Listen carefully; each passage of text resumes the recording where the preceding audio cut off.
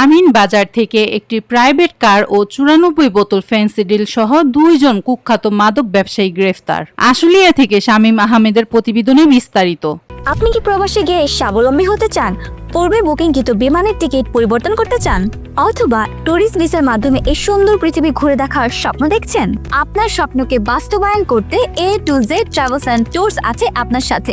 ঢাকা জেলা police super Mohammad Anisuzzaman, সাধারণ সম্পাদক, Bangladesh police service association ad hoc committee 2025-এর দিক নির্দেশনায় বিশেষ অভিযান পরিচালনাকালে ঢাকা জেলা ডিবি এর অফিসার্স ইনচার্জ মোহাম্মদ জালাল উদ্দিনের নেতৃত্বে এসআই মোহাম্মদ আনোয়ার হোসেন সঙ্গীয় অফিসার্স ও ফোর্স সহ বুধবার 21 মে বিকেল 5:40 এর সময় সাভার মডেল থানাধীন আমিনবাজার এলাকা হইতে আসামি মোহাম্মদ মৃত নূর মোহাম্মদ খন্দকারের ছেলে রুস্তম আলী এবং মৃত সুলতান পাটোয়ারির ছেলে ইয়াকুব আলী দয়কে একটি প্রাইভেট কার ও 94 বোতল ফেন্সিডিল সহ গ্রেফতার করেন। উক্ত আসামিদের বিরুদ্ধে সাভার মডেল থানায় নিয়মিত মামলা রুজু প্রক্রিয়াধীন রয়েছে।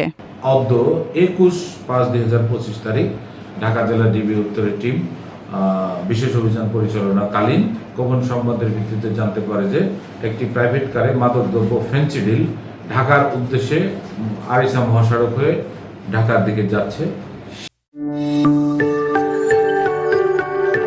26 টেলিভিশন, মাতৃভূমির বন্ধনে।